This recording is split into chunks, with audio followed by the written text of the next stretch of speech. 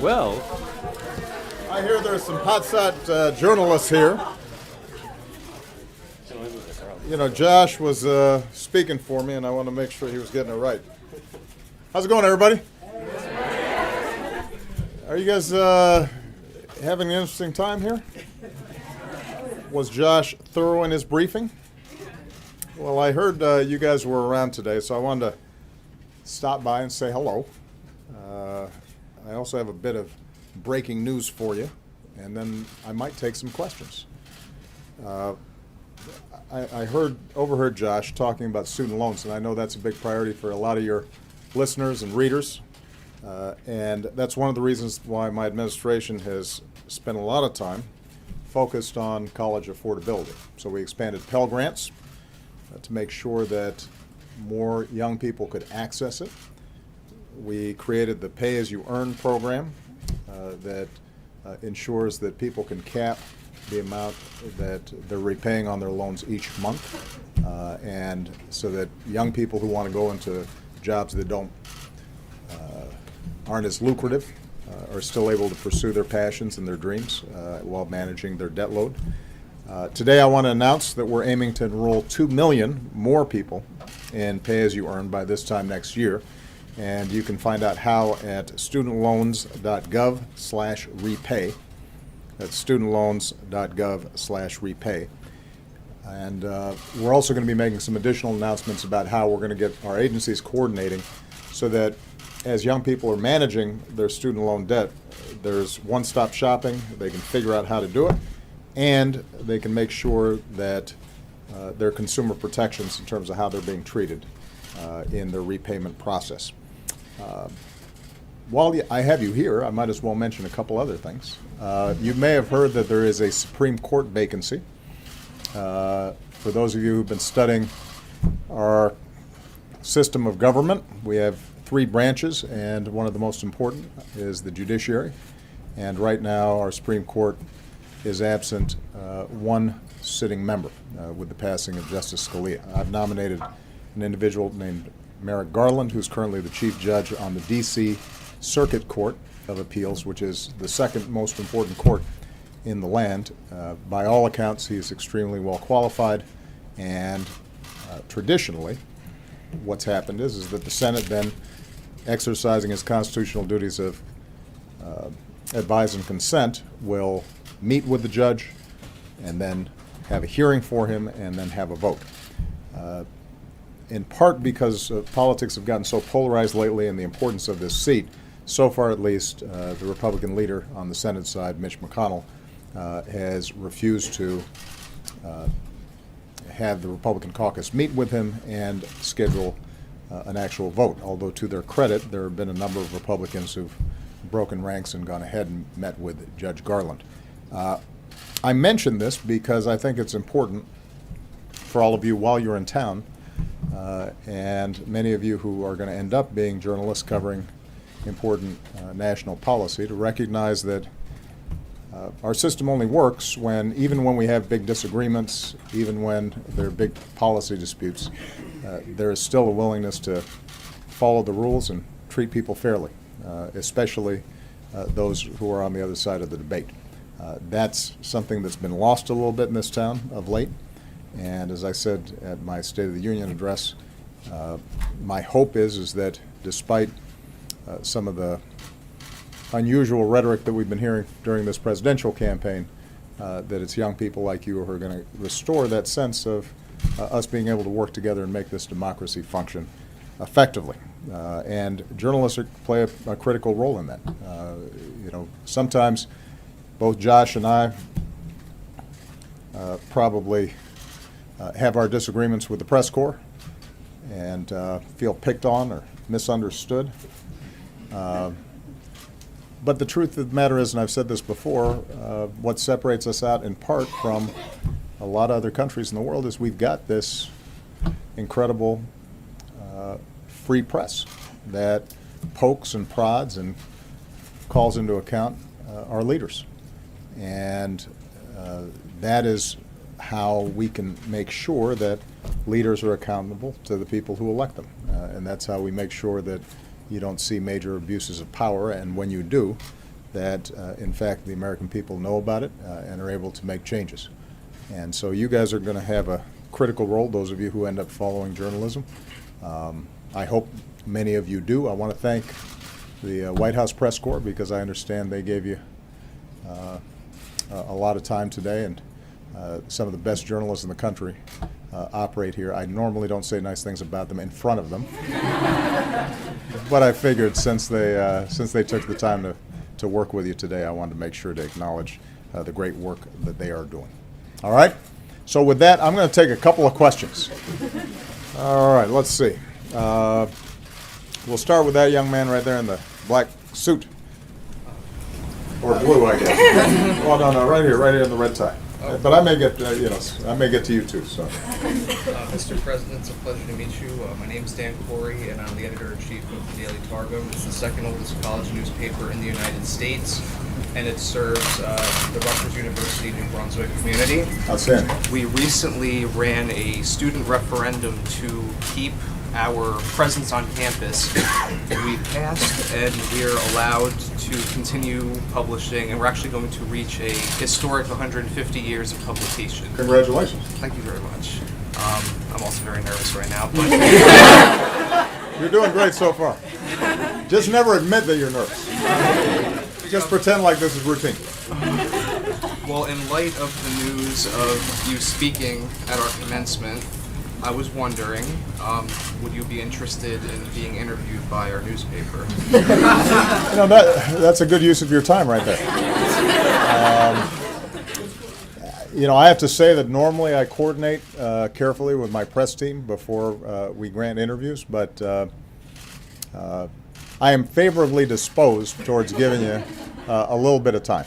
It may not be a really long interview, but I figure should give the college newspaper a little bit of That's a good idea. a little bit of play. So, all right, young lady right here. Mr. President, it's an absolute pleasure to meet you. Emily Archak, reporting for the Spectrum newspaper and the Pulse Television News Magazine show at St. Bart University. My question is, you announced the other day you'll be visiting Flint, Michigan, based on a letter received from a young girl. What are you planning to do during your visit there? And have you heard from the girl in response to your visit? And if possible, after, may I take a photo with you? All right, the photo I can't do, because if I do, then I've got a long line. All right, but I will be visiting Flint, and obviously, since the news of the terrible things that have been taking place there, the lead in the drinking water and the potential health hazards, as well as the people who were responsible for the health and safety of those residents not carrying out their duties the way they need to. I think it's important not only for us to have responded as we have with FEMA, and that's the Federal Emergency Management Agency that responds to a lot of problems like this.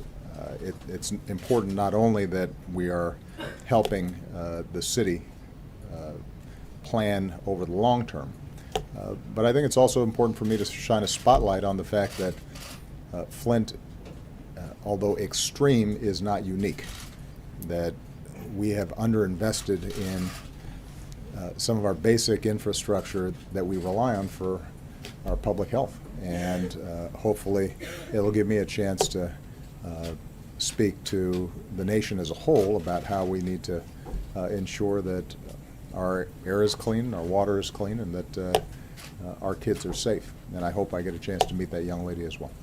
All right. Young man right here. Hello, Mr. Obama. It's a pleasure. I'm Jesse Diamba from the University of North Texas, and I just had two questions for you. First of all, what is your proudest achievement you've achieved here in these 8 years? And after January 20th, what are your goals or plans after you leave the White House? Well, I'm proud of a lot of stuff. Providing health insurance to 20 million people who didn't have it, and setting us on the path where hopefully everybody has health insurance that's affordable and high quality. I'm proud about the work we did to save the economy, because right after I came in, we were in a free fall and could have experienced a worldwide depression. I'm proud of the reforms we've done on Wall Street to make sure that the recklessness that led to the crisis hopefully doesn't happen again. I'm proud of the work we've done in education to make sure that millions of kids who previously couldn't afford to go to college can, and that in addition to the work we've done on student debt and reducing that, we've also been doing things to make it, the process of encouraging young people to go to college easier. And you know, this is a good time for me to give a shout out to the First Lady, who, as many of you know, just this week had her annual sign-up getting young people to apply for the FAFSA form. That is the gateway for you to be able to get financial aid. She was up in New York, but it was I think 1,000 participants nationwide who were helping to let young people know if you are willing to work hard and have a vision for your future, then nothing's preventing you from getting the kind of higher education that you need. So I'm proud of all that stuff. Probably the thing I'm most proud of is that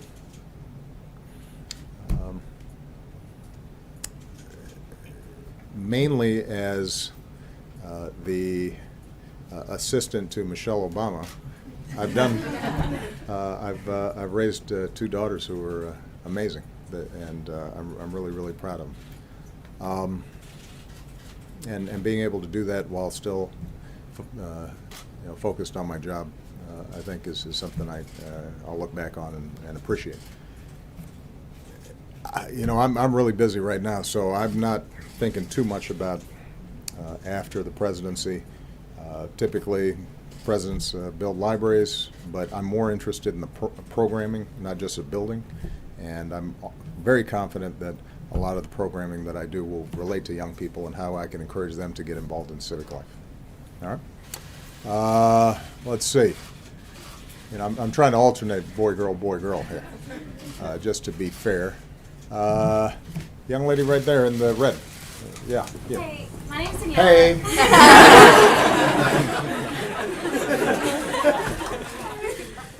My name is Daniela Orteza, and I'm reporting for Newswatch Ole Miss at the University of Mississippi. And pending the Supreme Court's decision, will this administration take further action in immigration?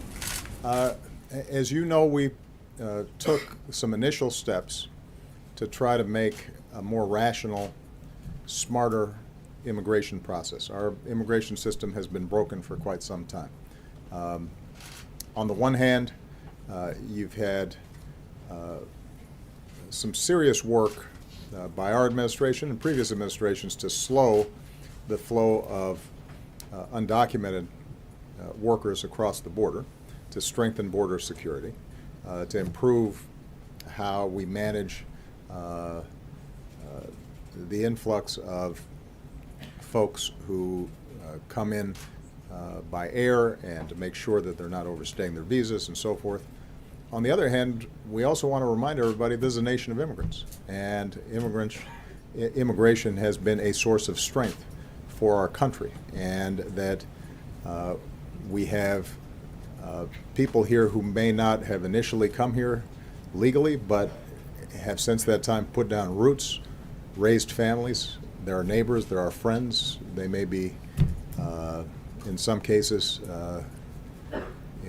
seeing their sons and daughters go off to war in our country's uniform, and that it doesn't make sense for us to simply pretend like we're going to send all those folks out, and instead we should bring them out of the shadows and give them a chance to earn legal residence and ultimately citizenship. So we put forward a plan. Part of it we were able to implement. The DREAM Act kids who we were able to make sure were treated like the young Americans that they are.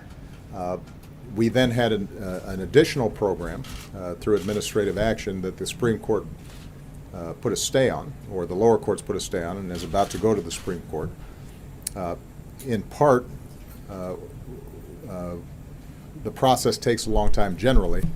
With the Supreme Court one justice short, it'll be interesting to see whether or not they can come to a ruling, or whether they're they arrive at a tie, a 4-4 tie. We don't know yet. That's pending.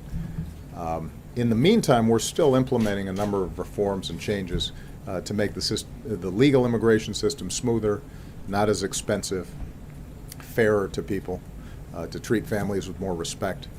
We have changed our priorities in terms of enforcement so that we're not deporting and separating families as much, and more focused on going after criminals and people who pose a security threat to the community. But our hands are a little bit tied on some of the bigger things until the Supreme Court rules. Now, even if we do all that, it's critically important that we still push Congress to pass legislation, because my executive orders can be overturned by the next president. The only way to have a permanent solution to this problem is for the kind of legislation to pass that we saw the Senate actually pass on a bipartisan basis, that would continue to strengthen border security, but also give a pathway to citizenship for those who had been here for quite some time. That way we can be a nation of law and a nation of immigrants, and it's the right thing to do. I'm not optimistic about us getting the legislation done before I leave, given the makeup of this Congress. But I think this is going to be a major issue in the election, and people need to pay attention to it. All right, I'm going to take two more questions. Let's see. You're all very good-looking people, I got to say. This gentleman over here. I haven't forgotten about you over there. Go ahead. My name is Alden Woods. I work for the Indian Daily student at Indiana University. My question is about Syrian refugees. I thought you were going to ask about basketball rings. You can do that if you want. No, go ahead. As the deadline for your pledge to let in 10,000 Syrian refugees gets kind of closer, starting to creep up on us, it looks kind of iffy whether that's going to be made. Do you have any plans to speed up that flow or encourage more Syrian refugees coming into the country? Well, we're going to keep on pushing, part of what has made this challenging is that we want to make sure that we can, as much as possible, provide the American people an assurance that everybody here has been vetted at a very high standard. As you will recall, there was a lot of emotions around our initial announcement that we should be admitting some Syrian refugees, and people making claims that somehow this would be letting potential terrorists onto our shores. The truth of the matter is that the refugee process generally is much more rigorous in its screening and its vetting than the average tourist who comes in here. These are people who themselves have been victims of terrorism and victims of incredible violence and suffering at the hands of the Assad regime in Syria. It is the right thing to do. Our closest friends and allies, like Canada, like Germany, and other European countries, as well as countries bordering Syria, like Turkey and Jordan, have taken on an enormous burden. And as the most powerful nation on earth, it's important for us to do our duty as well here, our humanitarian obligation, and it's important for us to send a signal around the world that we care about these folks.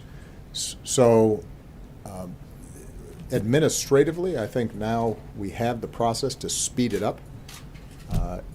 There may be efforts on the part of Congress to try to block us, but our goal is to continue to try to make the case to Congress and the American people this is the right thing to do, and we believe that we can hit those marks before the end of the year. More broadly, one of the things we're going to be doing is at the United Nations, we're going to convene at the margins of the United Nations General Assembly, which takes place in September every year. We're going to try to make sure that we have an international conference around how we can deal with much larger refugee flows generally. Some of them as a consequence of conflict, in some cases because of drought or other natural disasters. There are about 60 million displaced people around the world. And I've met with some of them, not just in those who are fleeing areas like Syria, but also in Southeast Asia and parts of Africa. And a lot of these folks are your age or younger, have the same hopes, dreams, aspirations, and have just been dealt a very bad hand. We can't solve every problem in the world, but we have to make sure that we take leadership in trying to help stabilize their lives. Okay? All right, I'll take two more because I promised that I was going to get that young man who thought I had called on him. Yeah, go ahead. Thank you, Mr. President, for joining us here today. My name is Sonali Seth, and I'm from the University of Southern California, here representing the Daily Trojan. In light of your Pell Grant announcement today, it seems like a central tenet of your administration's strategy in addressing college affordability is increasing access to grants and loans. How sustainable would you say the strategy is in addressing the long-term rising trends of the cost of college? That's a great question. It is not sustainable if the overall cost of college keeps on going up as fast as it's going up. So one of the things that we have to do, even as we make sure that we're providing more access to grants, keeping loans manageable, interest rates at a reasonable level, we still have to work with colleges and universities to figure out new ways to reduce costs. And we've actually seen universities around the country begin experiments that are having some impact. I'll just give you a couple of examples. I made an announcement a while back about our initiative for making the first 2 years of community college free. That's something that is affordable for most states to do, and we are prepared to help with federal support. If we were able to do that, and we could just close a few loopholes that corporations currently use to avoid paying taxes to pay for it, then for a large proportion of young people who either get their primary, secondary school education from a community college or started a community college and then transfer to a four-year university for graduation, their costs are being cut anywhere from half to 100%, down to zero. And this is something achievable. Now, Congress has not moved on our proposal, but what we've also seen is that there have been 27 jurisdictions around the country that have taken us up on this challenge and are doing it themselves, are figuring out ways to make this happen. So that's one example. A second example, some of you, because I can tell that you guys were high-achieving type A folks, unlike the kind of slacker kid that I was. Some of you, I suspect, were taking college credit courses while you were in high school. And what we've seen is a number of high school systems or public school systems partner with community colleges and universities so that they make arrangements. You start taking your college credits while in high school, and you extend your what seems like high school for an extra year, and when you graduate you now have an associate's degree, so you have the equivalent of a community college degree. When you then go to a four-year institution, you have enough credits that you can graduate in 3 years instead of 4. That, again, by eliminating 1 year, means that you've just reduced your costs significantly. There's been discussion of how can we use technology to cut costs. Are there ways in which we can take the best practices of online learning and make that more accessible for young people who may not have the luxury of being on a campus for 4 years with room and board, might have to work part-time because they need to help their families or support themselves. Are there ways that we can make that work? And we have to be careful about that because there have been some for-profit institutions that frankly haven't done a very good job. They take the money, but the young person who who's taking classes with them doesn't end up getting a degree that's useful for them getting a job, and then they have problems repaying their loans. But there's no doubt that if done well, that technology potentially can reduce costs. And then we're talking to colleges and universities about what are the contributors to these higher costs. And this may be sensitive to some folks, but I've said this before. If you have the option of cutting your college costs in half, but your dorm rooms aren't quite as nice, or the sports facilities or the student center or the cafeteria aren't as good, is that a deal you're willing to take?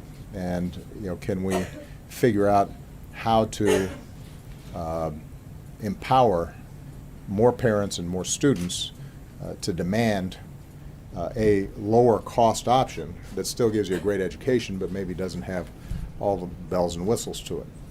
And that's part of the reason why we put forward this college report card. The idea is just it provides you online data so that as you're selecting a college or university, that you're able to see, all right, what are the costs, what are the graduation rates, all the indicators and benchmarks of getting good value for what you're spending. And this has been a long-term trend of ever rising college costs. The good news is that through the work that we've done over the last several years, we've started to see some good trends. Delinquencies, hardship deferrals, defaults on student loans have started to go in a better direction. They were skyrocketing.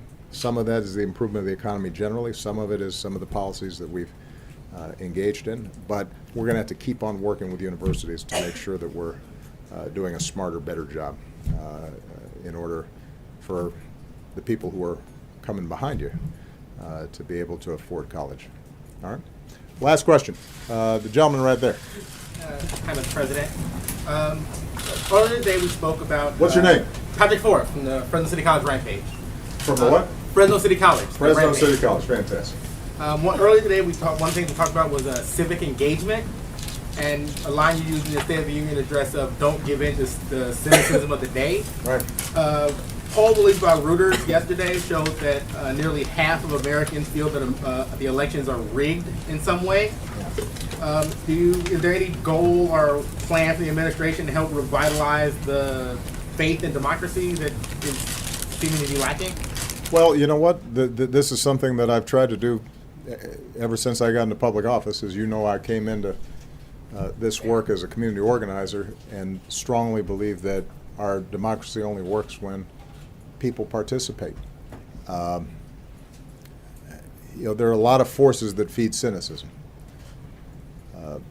And there's no dispute that our democracy is not working as well as it should. I can tell you some of the reasons for that. One of it is that we have set up a system for electing state legislatures and members of Congress that involve the drawing of district lines that are gerrymandered. For those of you who are unfamiliar with the phrase, it basically means that those who are already in power draw the maps in such a way where they can be assured that these are either going to be Democratic seats or Republican seats. And what that's done is it's made very few seats competitive. So, for example, in the last election in 2012, Democrats actually cast substantially more votes in congressional elections, but ended up with substantially fewer seats. And the reason for that is in 2010, when the census was done and redistricting of congressional and House legislative seats were drawn, Republican governors and Republican majorities were responsible for drawing most of the seats. Now, I want to be clear, Democrats aren't blameless on this either. But California, for example, has gone to a process of nonpartisan districting. The advantage there is not only do you make more seats competitive, but it also means that politicians have to compete for everybody's votes because they're not in safe seats. They're not in a safely Republican district or Democratic district. And what that does is it means they've got to not just appeal to the extremes of their party. Part of the reason we've seen polarization and gridlock here in Washington is because there's been this great sorting, and Democrats have moved much further, have moved left. Republicans have just gone way to the right. And it's harder then to compromise because members of Congress, and this same thing is true in state legislatures, are always looking over their shoulder, seeing if somebody in their own party might challenge them. And then the system doesn't work. So that's a big chunk of why people are cynical, because they feel like their votes don't count, and if you draw districts that are ironclad one party or another, then they're not entirely wrong. Another reason that people are cynical is money in politics. The Supreme Court issued a ruling, Citizens United, that allowed super PACs and very wealthy individuals to just finance all these ads that you guys see on TV all the time. Half the time nobody knows who's funding them, and that makes you cynical, partly because most of this money is spent on negative ads. And so you're just hearing constantly how horrible everybody is. That'll make you feel pretty bad about the political process. And I'm a strong believer in finding ways in which we can make the financing of campaigns more democratic. Now, we've seen some interesting work being done. For you've got to give Bernie Sanders, for example, credit. Building off some of the work that I did, I in turn built off the work that Howard Dean did for smaller donations, grassroots donors, to be able, in small contributions, to allow candidates to be competitive. But I think that we don't want to leave that to chance. And that's much harder to do for members of Congress who are lower profile, so they don't get the sort of viral presence that allows them to raise that kind of money to compete. So we're going to have to solve money in politics. You as journalists are going to have a role to play in reducing cynicism. It is very hard to get good stories placed. People will assign you stories about what's not working. It's very hard for you to write a story about, wow, this thing really works good. And just to take the federal government as an example, every day I've got 2 million people who work for the federal government, whether in our military, our law enforcement, our environmental protection, helping veterans, et cetera, and they are doing great work. And you rely on it in all kinds of ways, including when you check the weather, because you can thank the National Weather Service for putting satellites up so your smartphones tell you whether to bring an umbrella or not. But we just take that for granted. And if out of those 2 million employees, one person screws up somewhere, which every day you can count on somebody out of 2 million people probably doing something they shouldn't be doing, that's what's going to get reported on. Now, that helps keep government on its toes and accountable. But one of the things we have to think about is how do we tell a story about the things we do together that actually work, so that people don't feel so cynical overall. But look, here's the bottom line, is that let's take the political process. As cynical as everybody is, and everybody's always trying to come up with these radical new plans to try to fix our democracy, and we need to do this and we need to do that. The truth is that part of the reason why our government doesn't work as well is because in a good presidential year, slightly more than half the people vote who are eligible, and the other half don't. And during an off-year election, when the president's not at the top of the ticket and people aren't getting as much attention, 40% of the people vote. Now, this system doesn't work if people opt out. And the easiest cure, the simplest cure for what ails our democracy is everybody voting. Now, it's true that there's some states that purposely make it hard for people to vote. We're the only major democracy in the world that actively makes it hard for people to vote. And so you should be, particularly as in your student newspapers, as you go back to your home states, you should be asking, Why is it that we have laws that are purposely making it harder for people to vote, purposely making it harder for young people to vote? And there's a political agenda there. The people in power don't want things to change. They want cynicism. Because obviously the existing system, as frustrating as it is for everybody else, works for them. Well, if you want to upend that, we got to vote. But even in those states that purposely make it harder to vote, the truth of the matter is on your college campuses, half the folks, maybe 2/3 of the folks who don't vote because they're just not paying attention. They don't consider it important. And they're not willing to take the 15 minutes or half hour that it takes to make sure that you're registered and make sure you actually vote. Well, if you care about climate change, you care about college costs, you care about career opportunities, you care about war and peace and refugees, you can't just complain. You got to vote. And what's interesting is young people, as a voting bloc, are the least likely to vote. But when you do vote, have the biggest impact on elections. During a presidential year, young people account for like 19% of the total vote. During an off-year election, when folks aren't paying as much attention, they account for 12%. And that means that the kinds of candidates that get elected and the priorities that they reflect are entirely different, just based on whether or not you guys are going to the polls. So don't let people tell you that what you do doesn't matter. It does. Don't give away your power. That should be the main message that you deliver all the time. And it doesn't matter whether you're a Republican, Democrat, Independent, whether you're conservative on some issues, liberal on others. If you participate and you take the time to be informed about the issues and you actually turn out and your peers turn out, you change the country. You do. It may not always happen as fast as you'd like, but you'll change it.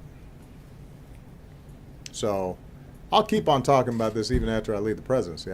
This is, you got me started. I went on a rant, didn't I? All right. So I'm counting on you guys. Don't let me down. All right? Don't let the country down.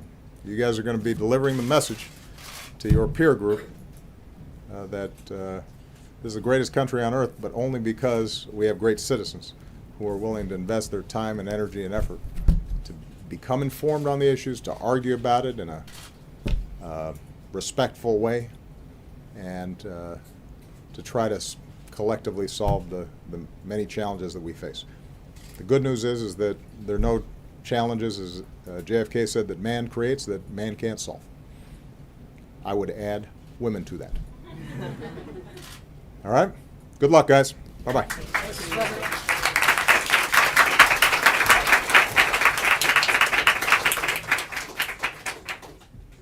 All right, guys, I'm not going to try to top that. That doesn't happen every day. But obviously, the president felt strongly enough about your being here to come and spend some time with all of you. So thank you for making the time to be here, and I hope you go and write some good stories about it. All right, see you guys.